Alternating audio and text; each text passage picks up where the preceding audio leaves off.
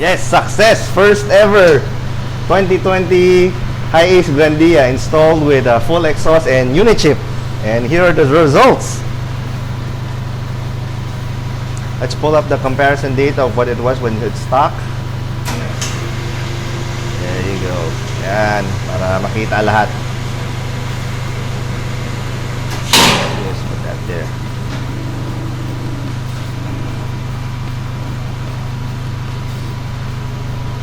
Okay, otherwise it's beeping.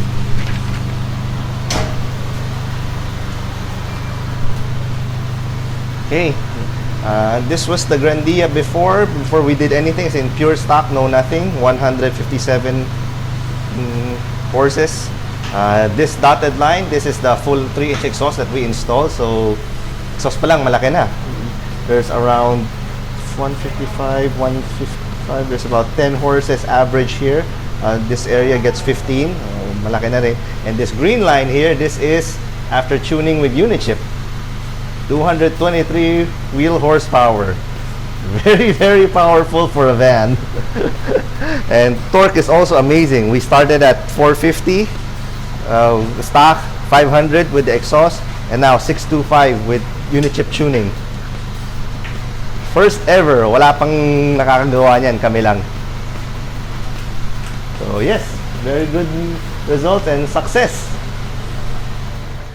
Okay, just to show you guys where the Unichip is installed, it's actually should be behind the glove compartment here. Actually, it's not even a glove compartment anymore because this is where the ECU is on the vehicle. It's inside here. So tanggal to, tanggal yan para makapag-wire ng Unichip. So this is the Unichip itself. These are the wires that are tapped into the ECU.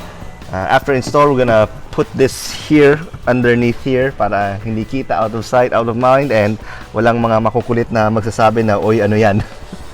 But this is it. That's how it's installed right there.